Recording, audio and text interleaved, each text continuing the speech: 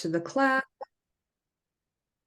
Well, good morning, everyone, and welcome back to season 3 of Stories That Inspire Us. And, we had a few little technical difficulties, but that's okay. What we don't let happen is that we don't let it stop us. I'm really excited to start this new season 3 off, of course, with my first guest, and I will introduce her in just a moment. Stories is all about sharing the inspiration behind the stories. And today's story is no different. When I, excuse me, when I was able to meet with Katie, I do a little pre-podcast interview. I was struck really by her honesty, her candor, but more importantly, about her mission. And let me just tell you a little bit about her mission. Her mission is to empower and engage individuals to be an advocate for themselves and to have the power to lead their educational and life journeys. I am so excited to welcome today to the Stories family, Katie Selby. Katie, welcome. I'm so excited to have this conversation with you. Thank you for having me. I'm sorry about my dogs in the background. They're barking at the moment. Oh, no worries. I have a dog and a husband, and even though things happen, but Okay. that's okay. And I just want to let everybody know as well, we are simulcasting through Twitter, which of course is now known as X. So I want to welcome everyone that's hopping on Twitter. I hope I'm doing this correctly. My first time doing it on there. Katie, I want to back up a little bit. Obviously, the story behind your story. You had mentioned in your bio, which I thought was very interesting, at such a very young age, that your first disability was diagnosed. Can you kind of bring us back to your memory of that? Well, my memory of that was I'm actually working on a book about my life story. So I've kind of interviewed my parents mainly about that. My really first memory of learning that I'm a person with language impairment and learning disabilities are when I was in kindergarten. That's my earliest memory. Mhm. And then about, I think it was age 5, you mentioned you were diagnosed with another disability. Yes, at age 5, I was diagnosed with learning disabilities. And at age 3, I was diagnosed with a language impairment. So a language impairment, a learning disability, a very young and impressionable age, of course, being a young girl, but also as you go through, start going through grade school, high school, eventually college. What I think is very interesting, you are diagnosed with these disabilities, but you didn't let that stop you. Even there were so many naysayers along the way. Right. No, I never let anyone stop me. That is awesome. So tell us a little bit about that. For instance, in your bio, you had mentioned about what they had told you about not going to college. Yes, I had a guidance counselor in high school kind of suggest to me to just get a job as a childcare worker instead of going to college. And then as I was going through college, I was trying to get funding with vocational rehabilitation services. And I had a counselor ask me why I wanted to go on with college and not just stop at an associate's degree. And she just brought me to tears and wouldn't hear me. So then I went up the chain and talked to her supervisor, and then her supervisor understood that I really wanted to continue college and helped to get me the funding for that. So I'm reading between the lines a little bit, and I'll tell you what I mean by that. I think if I'm looking at your story and like really diving into it, that was really, I think, the fire that lit underneath you that was like, I am not taking this status quo. Like, you did not take your disability as a disability. You found a way to harness and advocate for yourself. Yes. And that's exactly what you did. Yes. What would you say to someone who possibly listened to us live, but also the recording of this, about advocating for yourself? Like, where did you start to advocate for yourself? How did you do it? What was most important with you? Let's take that one step at a time. I know I'm throwing a lot of It's questions at okay. It's okay. I didn't really learn self-advocacy skills until I was a junior in high school. I was the shy, quiet kid in the class, so I was kind of overlooked. And when I was a junior in high school, I was in a class within a class, meaning I had a special education teacher and a general education teacher teaching the class at the same time to help support the students with disabilities. So I would always go up to my special education teacher in that class and ask for clarification for on questions and assignments. Well, one day she stopped me and said, "Why don't you ask your English teacher for clarification? And then if you still don't understand, you could always come back to me." And then ever since that happened, I just learned to start advocating for myself. And if that did not happen, I don't think I'd be where I'm at today. You're very inquisitive. Did you know that you are inquisitive? In other words, you're being instructed by your teacher. Okay, if this doesn't work out for you, Katie, then come back to me. So I think there was a lesson to be learned by that. You had a very inquisitive nature. You decided that you were not going to accept the status quo. So now you go through college. Tell us about going through college. Like, that must have been so exciting for you. Yes, it was. I started at the local community college in the summer of 1999. I took one class just to help with the transition and see what college was like.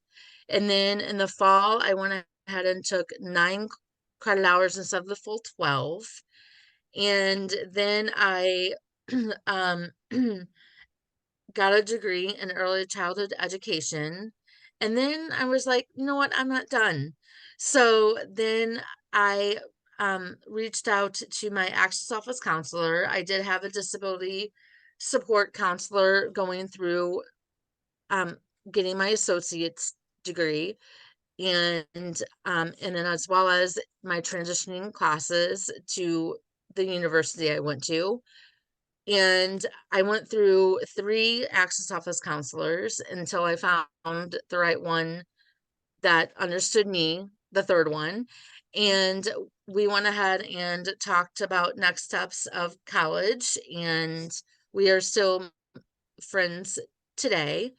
And then after I graduated from Merrimack, well, mainly my transitioning classes, I went ahead and went to Maryville University and um, took classes in the field that I was going into, rehabilitation services, independent living. And as I was, to back up, as I was going through my transitioning classes, they were science and math, and math is the hardest subject for me. I had to take math over and over and over again to pass. So after I passed all of my math classes, I took all my papers and books and put them in a bonfire and celebrated with my friends and family that I was done with math. I'm like, this hurdle, I'm like, roadblock. I'm like, I finally reached that. And then I went to Maryville University and I used their disability services office for a year until I realized that getting support from my teachers and professors were um, much more, they were much more supportive and giving me feedback. And they knew their classes where in the disability services office, I didn't really get too much support other than taking tests out of class. But I'm like, you know what? If I can talk to my teachers about what I need and all that, I can take the test in that in class. So you're advocating for yourself in such a way, but really sounds like you are also educating your educators, your teachers, your professors. So something caught on for you. So now you've gone, are you still going to college, by the way? You finished, No, correct? I actually graduated in 2011. Oh, I okay. finished. Yes. So now Yes. you've graduated and you lead, I guess, a support group, correct? I don't really lead a support group. My friends are all people with disabilities. We don't like to call ourselves like a support group. We're just there for each other and hang out, and we just understand each other since we're all people with disabilities, and we're just really great friends. That is awesome to, to have that camaraderie, but also to share and, be with one another. When somebody is diagnosed with a disability, what is one thing that you can share with them that perhaps you've learned through your journey, perhaps looking back on your journey to where you are today? What is one thing that stands out in your mind that you would like to share?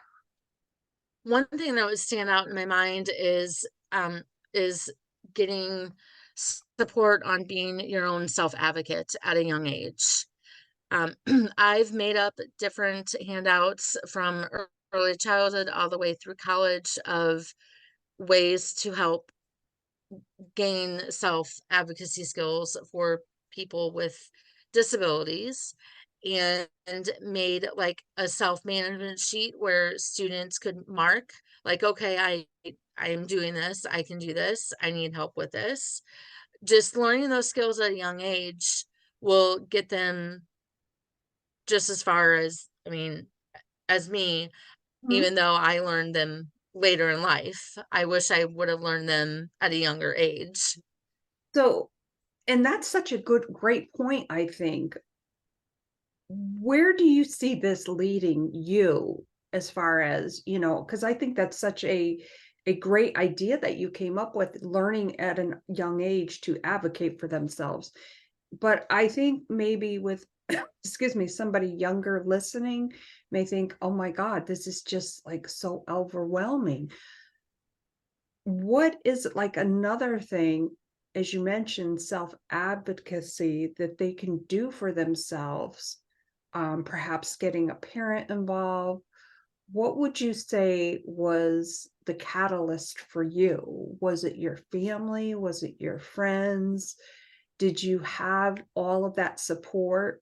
And how does that affect you going forward? Well, I didn't have too much support when I was growing up. My parents, um, I'm the only child in my immediate family with a disability, so they weren't really sure how to best support me. They did they did their best in Mhm. talking with teachers and that, and then maybe just kind of help having the students with disabilities at a young age find a friend or a teacher that they can always go to and ask questions, and support and learning those self-advocacy skills. When you say asking questions, I know a lot of times and this may pertain to a lot of different things. Sometimes people don't know how to ask a question. Like you're advocating for yourself. Sometimes I feel that people don't know specifically how to ask. What would you say is a good way for them to, okay, I want to do this task, but how do I ask the question for people to help me with this task? I would, what I would do is, um, I know, like, just figure out a, a way that you like to ask the teacher, like, I know it'll take time for processing and everything, and learning those skills. Just maybe also, if there's a question in class, they could see what the other students are doing and learning the skills of modeling and an observation as well. Ah, skills and observation.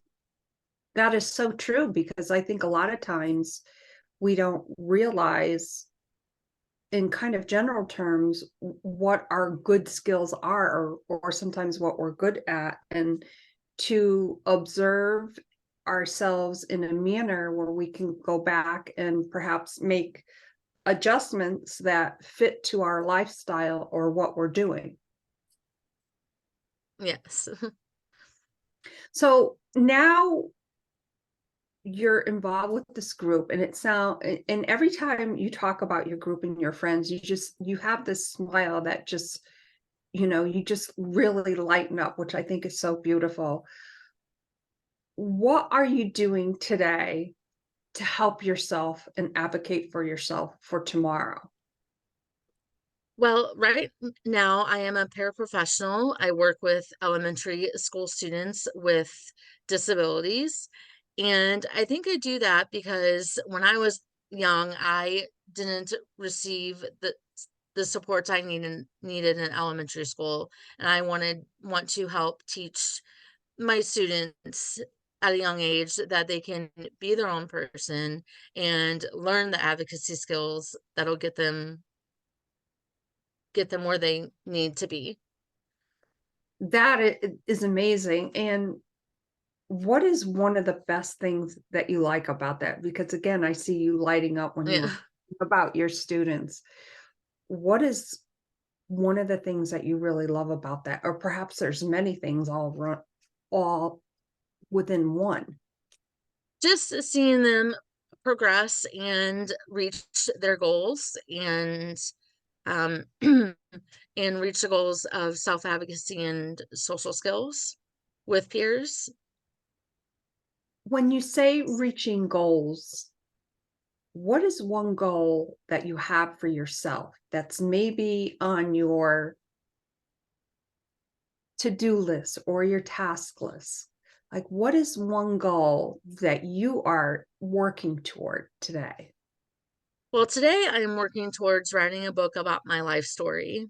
I have 6 chapters completed with editing, and my goal is to get that book finished whenever I can. I work on it as much as I can.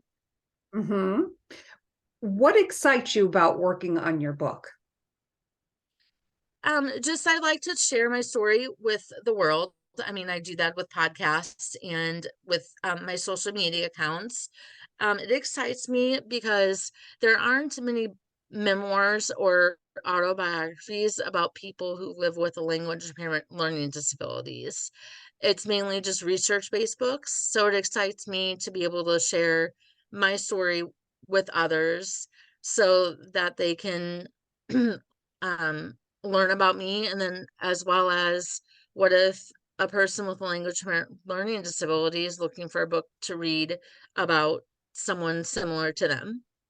You know, you bring up such a great point there about there are educational books out there, but there's not a memoir type of book where Hmm. somebody can read someone's journey. And you already have 6 chapters? That is Yes. phenomenal. Do you Yes. have a name for your book? I'm sorry, what was that again? Do you have a name for your book? Not yet. Not yet. I'm gonna kind of wait. I have some ideas, but I'm not quite sure yet. Sometimes it takes a while for me to come up for a name. Like for instance, I actually have I'm in an anthology which is coming out next week, my 16th or 17th co-authored projects, and I am so inspired by you. You've written 6 chapters, and people have been asking me, when are you going to write your own book? And I'm going to admit, Katie, I'm dragging my feet. I'm Mm. dragging. So what is your anticipated, do you have an anticipated publication date, or you're just like, I'm going to work on 1 chapter a month? Like, what is that? Like, what is happening with that? Well, last year my goal was to be on podcasts, which only want to be on one, and then it just kind of spiraled. So my goal this year is to work on my book as much as I can. I just schedule it in my calendar when I have days off or something, or just a weekend that I can just get away from my 2 dachshunds because I can't work at home. They're cute, entertaining antics distract me, so I have to get out of the house to write. So I just finished a chapter, getting ready to have it edited soon. So I'm just kind of just taking it chapter by chapter and um, doing that route. I know my educational chapters from elementary to college are going to be challenging. So I'm doing like the easier chapters now, and then the other ones like towards the end. Wow, that is amazing. I hope you definitely will keep me posted on where you are in your journey with that. Before we close out today's podcast, what if you could reach somebody right at this moment, or when, of course, when somebody listens to the podcast, what is one thing you want to share with them today that just it resonates with you? Just to share that you can be your own advocate, learn the skills, and you'll get where you would like to be in your life. That is so beautiful. Katie, I want to thank you from the bottom of my heart for being here today and sharing a glimpse of your story in a way that I know will inspire others. And your mission to empower and engage individuals goes way beyond a podcast, goes way beyond Yes. so many other things. I'm so excited about your book. I can't wait until it's published, because truly, Katie, these are the stories that inspire us. Thank you so much from the bottom of my heart for being here today. I hope you will definitely come back and visit me when your book is Yes. ready. Okay. All right, Oh, wonderful. yes. Well, everyone, I want to thank you all today for being here. Thank you so much for allowing me the opportunity to share stories in such a way. And as I always say, if you have a story to share that you want to bring to the forefront, inspire and empower others, please don't hesitate to reach out. My name is Janice Malillo, the podcast host of Stories That Inspire Us. Please come back and visit us again soon. Thank you so much, everyone, and have a great day. Bye for now.